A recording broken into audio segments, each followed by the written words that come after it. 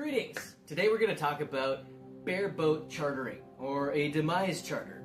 So I'll just read this definition. It is right off of Wikipedia. You see, a bareboat charter or demise charter is an arrangement for the chartering or hiring of a ship or boat for which no crew or provisions are included as part of the agreement. Okay, so why are we talking about this in the first place? It has to do with maritime law, which is the form of the commercial public commerce that we have available to us. I will just present this the way it was presented to me, and I hope I do it justice. So every vessel has two things. It's a name and a number. Anything with a name and a number is a vessel, and a vessel is something that simply carries stuff from one place to another. You can kind of view it as a ship. I bet you this looks familiar. That is a vessel. Right? We can also include things like a passport or a driver's license, etc. Let's focus on this one for a second. We're going to take that, we're going to flip it over. Now we'll read that very first thing. This card belongs to the Social Security Administration, and you must return it if we ask for it. Now there's some really interesting things on this full card that I've got. So I will just read the very important instructions that came with it. I'll put them on the screen too. Here they are. The Social Security number shown on your card is yours alone. Do not allow others to use your number as their own. Record your number in a safe place in case your card is lost or stolen. Do not carry your card with you unnecessarily. Protect both your card and your number to prevent their misuse. You should contact us to update your Social Security number and benefit record if your name, U.S. citizenship status, or status as a non-citizen in the U.S. changes. You will need to file an application for a replacement Social Security card and provide proof of your identity and other evidence supporting the change. Make sure to provide your employer with your name and Social Security number exactly as shown on your Social Security card so we can record your earnings correctly. Some private organizations use Social Security numbers for record-keeping purposes, which is neither required nor prohibited by federal law. Such use of your Social Security number is a private matter between you and the organization. Private organizations can only get information from your Social Security record based on your consent or as authorized by federal law. Any government agency that asks for your Social Security number must tell you its authority for requesting the number, how the number will be used, and whether providing it is mandatory or voluntary. If you are a non-citizen with a temporary authorization to work, your Social Security card will be marked valid for work only with DHS authorization. If you provide your number to an employer as evidence of employment eligibility, you will also have to show your U.S. immigration document authorizing employment. If you are a non-citizen without authorization to work in the U.S., your Social Security card will be marked not valid for employment. We may notify U.S. immigration officials if you use the number to work. The most convenient way to do business with us is to go to those places or to call that phone number. So that is pretty interesting. One thing that stood out to me very much so is private organizations can only get information from your Social Security record based on your consent or as authorized by federal law. Now I want to talk about what a credit application is and how it relates to that vessel. We've established that that kind of a card is a vessel. It's a bank account, right? It carries value from one place to another. Here's the process of bareboating. Back to bareboat chartering or the demise charter.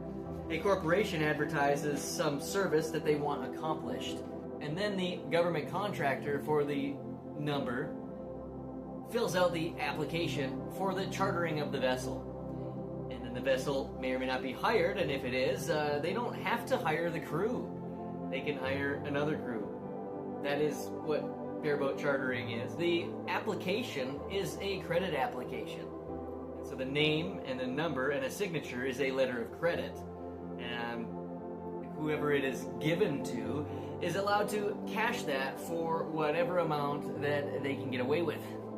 I don't know the number. One thing that we are forgetting to do is to issue a SSA 89 form, which says who's getting the number, what it's going to be used for. If that's not happening, maybe at least getting a receipt saying, hey, this was received. Okay, so we'll use this as an example. This would be paper statement given by a internet provider. I'll show it right here with some information redacted, and we can see that has a number and it has a name, right? And so they have created a vessel. If we look down here, they're requesting that be paid every month. But if we notice closely, it is a positive number.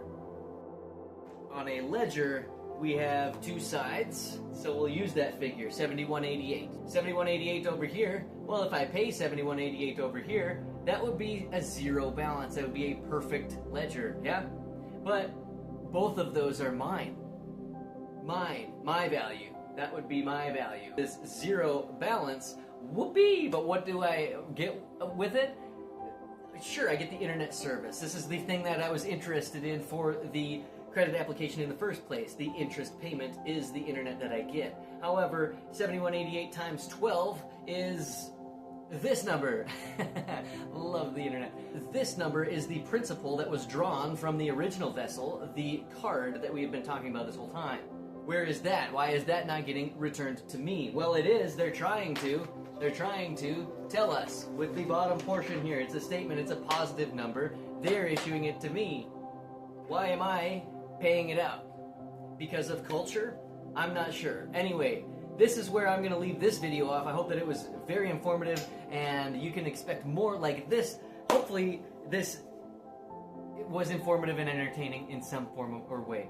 Thank you so much for stopping in, and feel free to join my school community. It is absolutely free. That's right, I pay $97 a month, or is it $99? I don't know. I pay $100 a month to give information away for free pertaining to how to keep your body healthy and in alignment with Torah, which allows us to live and experience the doctrine of life. Also teaching how to draft court documents, like a claim or affidavit, anything, defend yourself or assert yourself in a court of law.